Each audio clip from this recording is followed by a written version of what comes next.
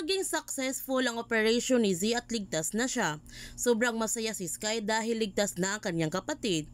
Matindi ang kanyang takot na nararamdaman kanina dahil ang akala niya na mawawalan na ulit siya ng kapatid. Biglang dumating naman si Archie sa ospital at pinagalitan niya ng husto si Sky nang dahil sa kanya kaya muntik nang mamatay si Z.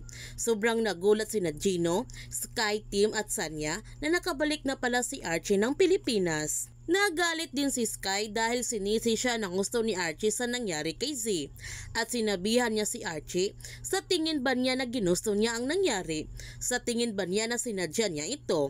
Ang gusto lamang niya gawin ay iligtas ang kanilang kapatid. Ano ba ang gusto niya na wala siyang gagawin at nakatunganga lamang? Sinabihan ni Tim si Archie na iniligtas nila ni Sky si Z. Ang galing naman talaga niya magpasalamat. Ang galit na sabi ni Archie, so siya pa ngayon ang dapat magpasalamat na nasa panganib na ngayon ang kanyang kapatid. Sinabihan din ni Gino si Archie na okay na ang kalagayan ni Z. Mag-usap na lamang sila kapag malamig na ang kanyang ulo. At nagtanong siya kay Archie kung kailan lamang siya nakabalik, bakit hindi niya sinabi sa kanya ang kanyang pag-uwi sa Pilipinas. Ang sabi ni Archie na hindi niya sinabi ang kanyang pagbabalik dahil hinahanap niya si Z. Ngunit nang dahil sa ginawa ni Sky, muntik nang mamatay si Z. Nadamay pa niya si Tim. Hanggang ngayon hindi pa rin siya marunong makinig. At lumayo na ito sa kanila dahil simula ngayon siya na ang bahala kay Z. Gayunpaman, tinawagan ni Sky si Roxy para ipaalam sa kanya ang buong pangyayari sa kanilang pagligtas kay Z at sinabi rin niya kay Roxy na bumalik na si Archie. Sobrang nagulat si Roxy sa kanyang nalaman at ngayon pa siya bumalik pagkatapos ng ilang taon niyang paghihintay. Ngayon pa siya bumalik na may Doc Kevin na siya. Pinagalitan naman si Tim na kanyang mga katrabaho dahil hindi niya ipinaalam sa kanyang kanilang ginawa ni Sky. Nakakalimutan ba niya na ka-admin leave siya? Off-duty siya nito. Kung ginawa lamang niya ito, wala sana nangyari kay Z ngayon. Biglang dumating si Poch at niyakap niya kagad si Tim. Tinanong niya si Tim kung okay lang ba siya at kinamusta naman niya ang kalagayan ni Zaira. Nagpaalam si Tim sa kanyang mga katrabaho dahil mag-usap lamang silang dalawa na kanyang best friend. Ngunit nagdududa naman si Steve sa mga kinikilos ng dalawa at pakiramdam niya na may itinatago si Tim sa kanila. Habang si Tanya, napagdesisyonan na niya na aalis na sila sa bahay ni Brandon at doon muna sila pasamantala titira sa bahay ng mga magulang ni Tim. Sinabi rin niya kay Sky kung ano ang dahilan kung bakit sila maghihiwalay ni Brandon. Sinanla ni Brandon ang bahay ng 1 milyon para ibigay sa dati nitong asawa para mag-grad ang kanilang annulment. Ngunit walang nangyari, hindi naayos ang kanilang problema. Ang sabi ni Brandon na hindi naman sila dapat umalis dito.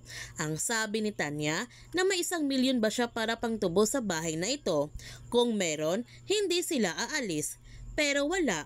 Kaya kung saan sila pupulutin ito, aalis na lamang sila. Humingi ng sorry si Poch kay Tim at pinapangako niya na hindi na siya sasama sa mga party. At pinuri naman niya si Tim sa pagligtas niya kay Z.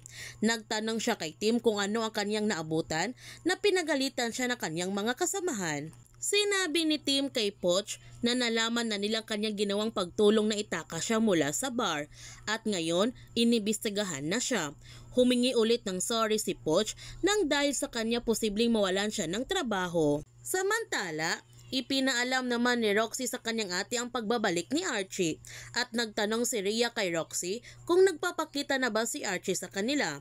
Ang sagot ni Roxy na subukan lamang niya kundi mananagot ito sa kanya at matagal na siyang wala sa buhay nila ni Riley. Kaya naman nilang dalawa na wala si Archie. Okay naman sa kanya na kasama kanyang anak, ang kanyang ate at si Doc Kevin. Nagtanong si Rhea kung sinagot na ba niya si Doc Kevin.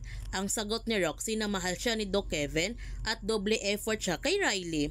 Ang sabi ni Rhea kay Roxy na tama ang kanyang desisyon. Mabuting tao si Doc Kevin at magiging mabuti din siyang ama kay Riley. Habang si Tori pinagalitan niya ng husto si Nikki sa ginawang kapalpakan nito. Muntik nang masira ang kanilang mga pinaplano. Si Sky lamang ang dapat bumagsak at hindi sila. Mabuti na lamang napatay ng mga pulis ang isa nilang tauhan, kundi isusuplong na sana si Nikki.